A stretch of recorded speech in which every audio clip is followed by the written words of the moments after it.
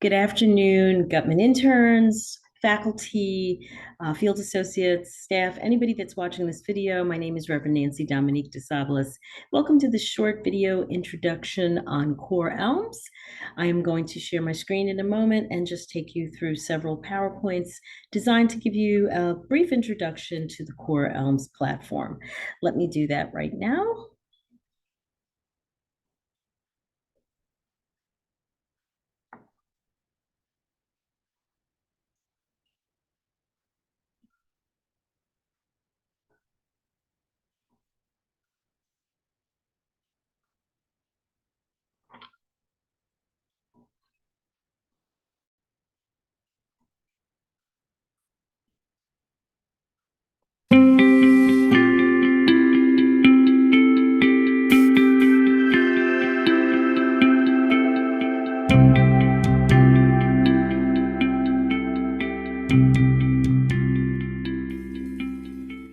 So welcome again to this brief Core Elms introductory video. We will not be going through all aspects of Core Elms. That would take too long, but I will introduce you to some main concepts so that you can begin familiarizing yourself with the platform. First of all, you may be wondering what Core Elms is all about. Core Elms is a digital internship management platform that is designed to help make things a lot easier for you. You'll be able to upload your, not necessarily even upload your timesheets, but you'll actually be able to fill out a digital timesheet and track your hours. You will be able to fill out digital forms, which you can share them with your supervisor, who will then also fill out a section of those forms. And you'll be able to get some information from us in a rather easy and seamless way. This training overview will cover a few brief items. We'll talk about your homepage. We'll talk about what a schedule is. We'll go through forms. We'll go through tracking hours, which essentially is the same thing as your timesheet. And we'll talk about self-evaluations as well. All right, the first thing that you need to know is how to log into Core Elms. You will receive a link. I'll be sending it to you. Here's the link right now. This is a simple link that you will use to log in to your Core Elms account. It'll take you directly to CUNY first, and then just like you would be logging on to Blackboard or another CUNY application, you'll use this link very much the same way. So logging on should not be a problem. Technically, all students already have an account. It's just a matter of using this link to log on. Please save this link somewhere, bookmark it so that you always have it handy.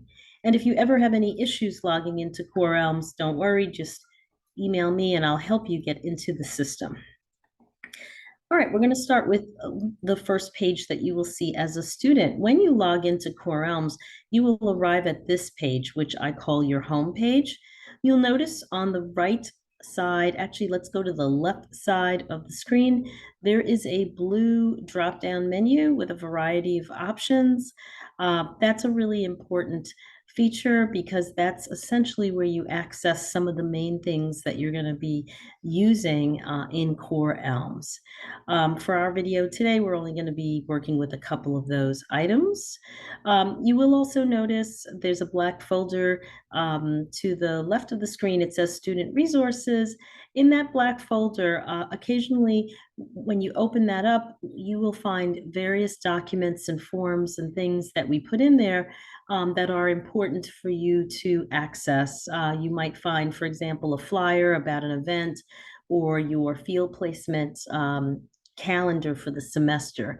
So occasionally in that folder, we will drop important notices, announcements, or forms that you can easily access through your homepage. All right, I want to talk a little bit about some terminology that is important for you to know about. Schedule. You will hear or you will see this term called schedule, rotation schedule.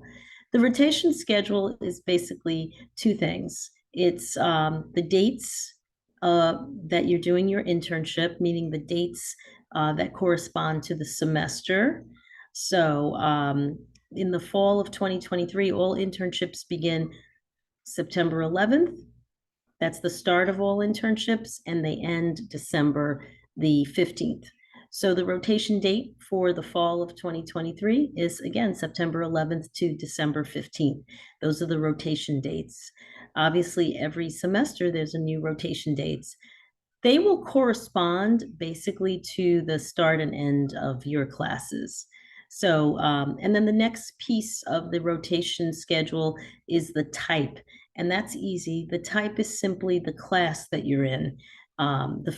You're either going to be in field placement, or actually fieldwork and integrative seminar 1, which is HSVC 201, or you're going to be enrolled in Fieldwork and Integrative Seminar 2, which is HSVC 203. So you're either in HSVC 201 or you're in HSVC 203. And so you just always need to be aware of what class it is that you are taking.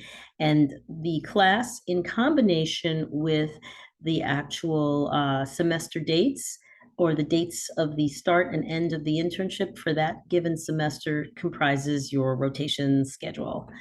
There are two ways to view your rotation schedule, or we sometimes call it a field encounter.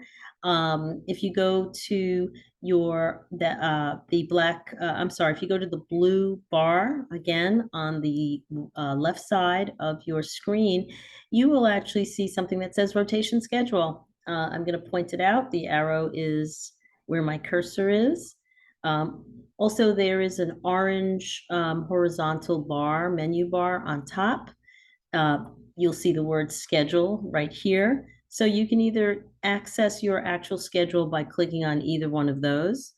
This is a fictitious student that we're using. Her name is Kaylee Test Student.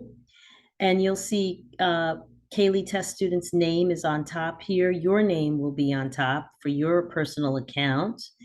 And you'll see that Kaylee's screen lists her rotation dates and rotation type for her particular internship. You'll also notice that for Kaylee, this page will list her supervisor, as well as the agency where she's doing her internship. So this is like a screen that just has some cut and dry information.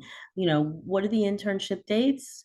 What is the class that you're actually in? Who's your supervisor, and what's your site? Now, you'll also notice this these two buttons on the right side that say forms.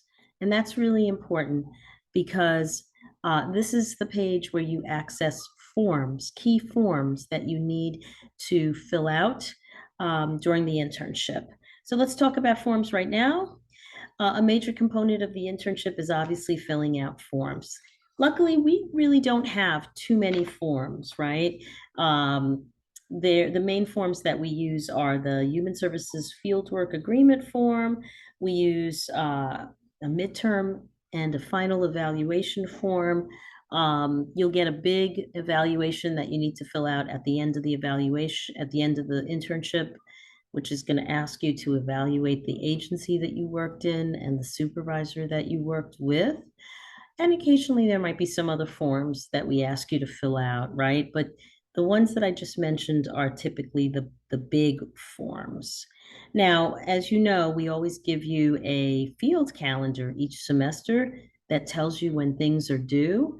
And that's probably something that we'll put in that little black folder that I showed you before, so that you can access the due dates for when certain forms are due.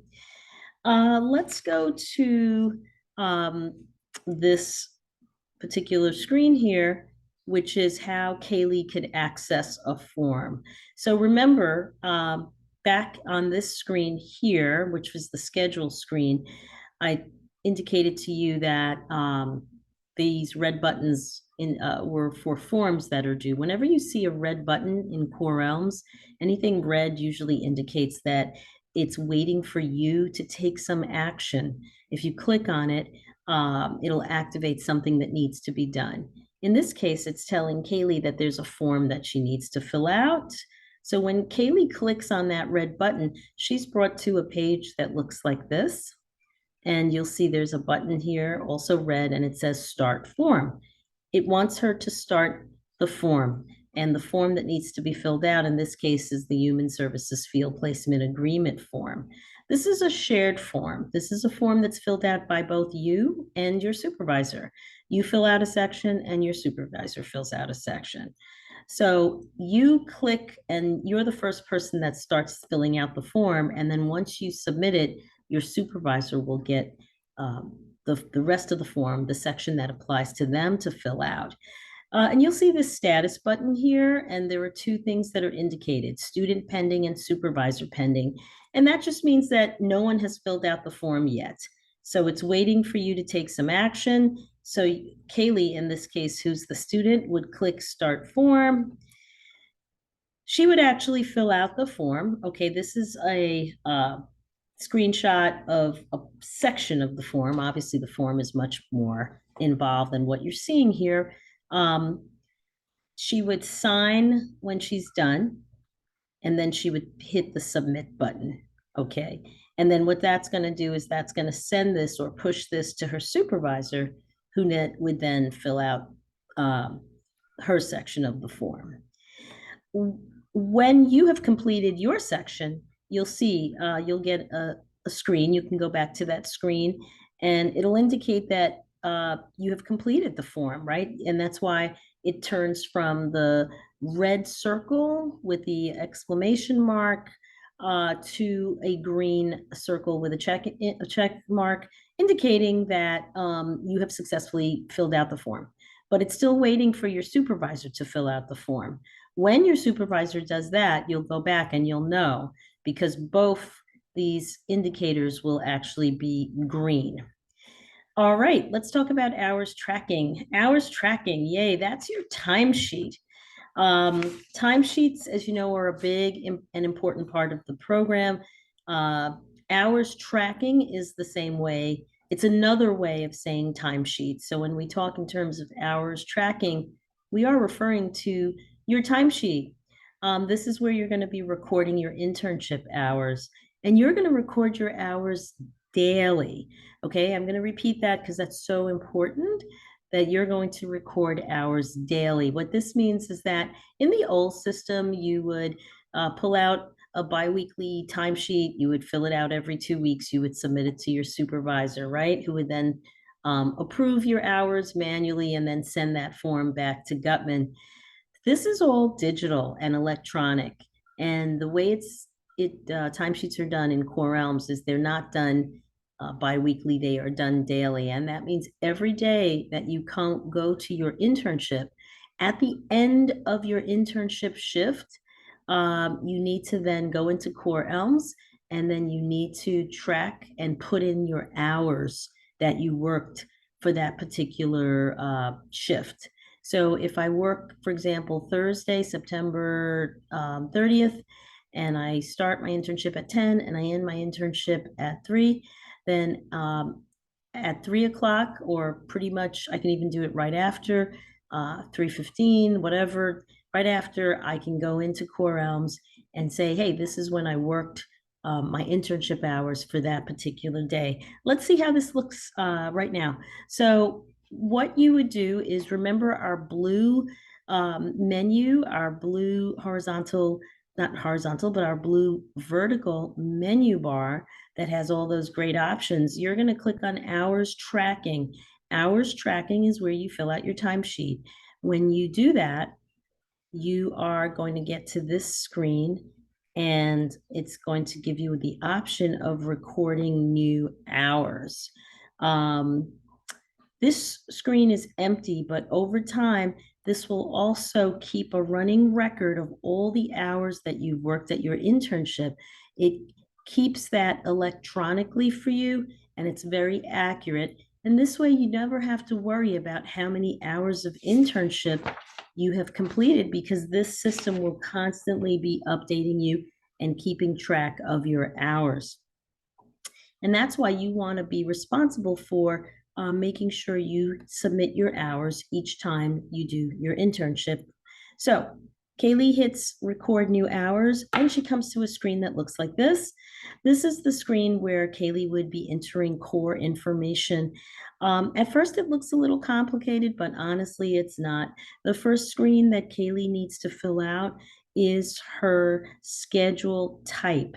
Do you remember we spoke about that? And we spoke about schedule type just means the class you're in.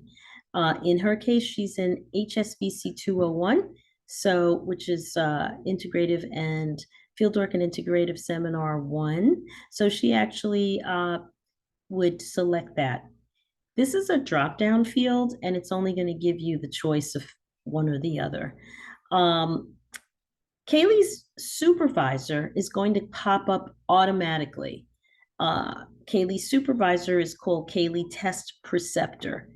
In case you're wondering, preceptor is another word for supervisor that's commonly used in the nursing field.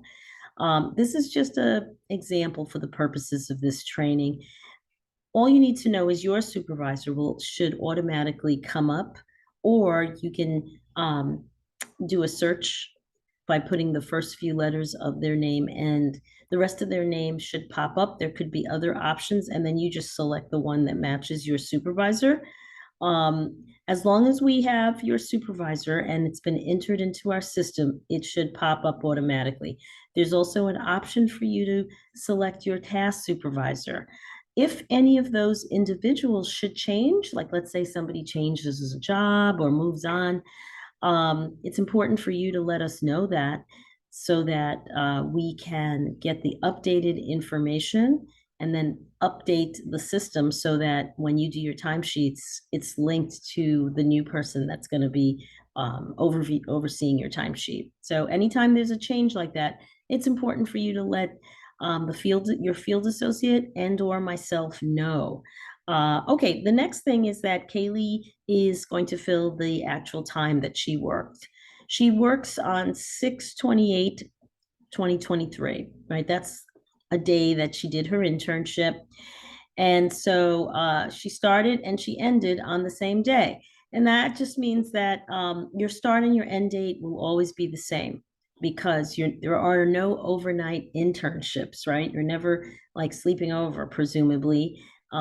So if you do your internship on September 17th and that's when you started, well, that's the same day that you ended for that day. You'll notice that she adds her time, and there's an easy way for you to do that. You can add your time right here. So she adds her time in, which happens to be 9 a.m. And then she's going to indicate her time out, which happens to be 5 p.m. Most of you will not be working long internship days like that. But if you do work an internship and it's over 5, if it's 5 or more hours, please remember that you must take a required lunch break. Any internship day that you work where it's more than 5 hours, you must take a lunch break. It's mandated by law and it can be as little as 30 minutes. So the minimum is 30 minutes and the maximum is 60 minutes. You can talk to your supervisors to decide, how long they want you to take a break for. Breaks do not count towards your internship. Lunch breaks do not count towards your internships. Okay, so just be clear on that. If you work 5 hours or less, you do not, however, have to take a lunch break, and you do not, however, have to indicate anything on this. So 5 or less hours would just be whatever it is. No break is required to be taken at that time. That doesn't mean that your supervisor can't informally tell you to take like a 15-minute break, but that doesn't need to be recorded on the timesheet. Okay. So back to Kaylee, she fills out 9 to 5. It is obviously longer than that's an 8-hour day, so it is going to prompt her to take a lunch break. Her supervisor puts in for a 30-minute.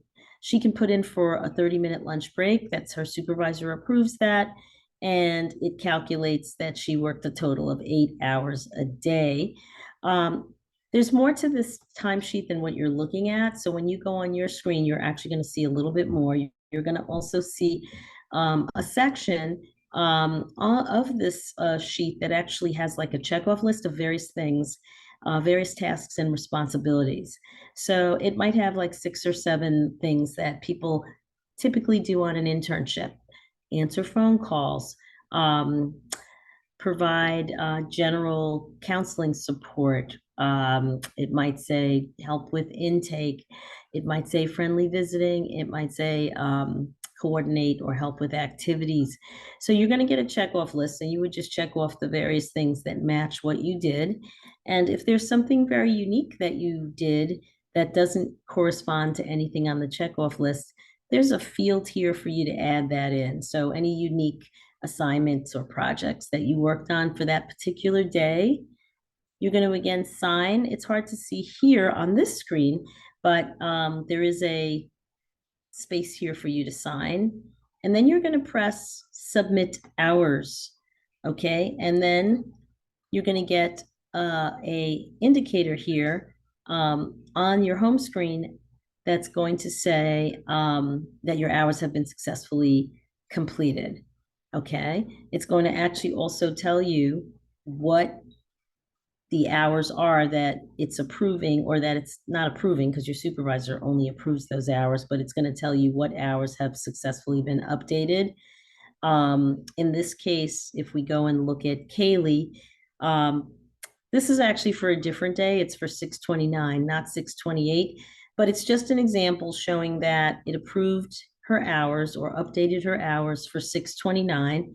Apparently she did her internship hours on the 28th and the 29th. It's going to tell her how many hours were submitted, how long did she take a lunch break for. In this case, it was 30 minutes, which is equivalent to 0.5 hours. It's going to tell her how many total hours are approved for the internship. Remember, lunch breaks do not count towards internship hours, so the system knows to deduct the lunch break and just give the net hours minus the lunch break. Here again, it shows Kaylee's supervisor and her agency. It says that it's pending because it's waiting for the supervisor to approve Kaylee's hours. Once that happens, this will say confirmed. Okay, so once your supervisor has confirmed or denied your hours, you will receive an email letting you know. So Kaylee, in this example, gets an email because her supervisor approved her hours, and it's saying hours confirmed. You'll get that email. And then you can go into the system as well and see that it changed from pending to confirmed. I also want to let you know that if your supervisor should deny your hours, because sometimes that can happen, you'll get an email just like this one that says hours denied. It'll explain why, because your supervisor is required to tell you why. And this way you can go back into the system, resubmit the hours. Maybe there was a problem. Maybe you didn't give yourself enough hours for something. Whatever the issue is, you'll go back, submit a new timesheet, and then your supervisor will have the option of approving it again. All right, evaluations. Evaluations are another important part of our process here, right? So as an intern, you have to complete midterm and final evaluations. And those are also shared forms. You do a section and you give it to your supervisor for your supervisor to do a section. So just as a reminder, the midpoint evaluation will take place usually within the first 6 weeks of the semester. And then the final evaluation takes place closer to the completion of the semester. So you have 4 evaluations that you do, 2 in fall 1 and 2 in spring 1. And remember, the due dates will be provided to you in your little black resource folder. And also remember, there's another kind of evaluation, as I mentioned, that you will do at the end of the semester when you're totally finished with both semesters, when you're totally finished with your 250 hours of internship, or you're close to completing that. You'll have the option to do an evaluation where you evaluate the total internship experience, your supervisor, and your agency. Where do you find these evaluations? Well, guess what? You go to the blue vertical bar and you click on evaluation. And it'll give you the option of, do you want to do the evaluation of the agency, or do you want to do the self-evaluation, which is the midterm and the end of evaluation? So in this case, our test student here, Kaylee test student, is at the evaluation screen. It's showing her, again, her scheduled information. And then it's showing that there's some stuff that's due, right? Some evaluations that are due. Now, anything in green means that it's already been completed. So green is always your indicator that it's been submitted or it's fine, nothing is due there. Red is always the indicator that something has not been submitted, and red always means that you need to take some action, right? So in this case, Kaylee needs to fill out her final evaluation for these rotation dates. And so she's going to do that by clicking on the red button. And when she clicks on the red button, she gets a screen that says start the evaluation. She clicks on that and then she moves through and she can actually start filling out the evaluation online. She fills out the various forms, the various fields and things that she needs to fill out. She signs and then she will click submit evaluation. It says here submit midpoint, even though really what she should have submitted was it should have indicated submit final, because that's the one she was doing, right? But it's okay. It will say the proper, it'll have the proper language for whatever evaluation you are working on.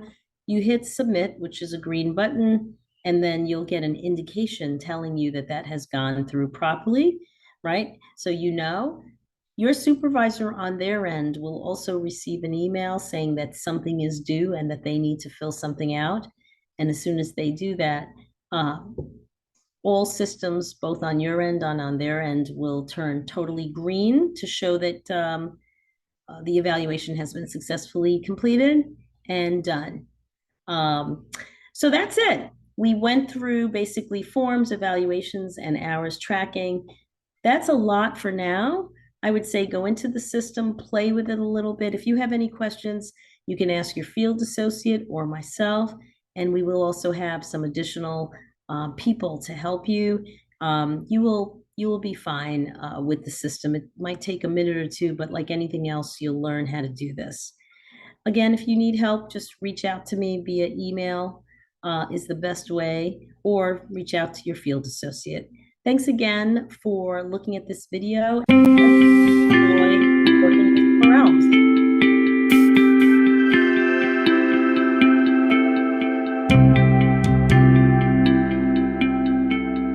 Have a great day. Thank you again, and be well. Bye-bye.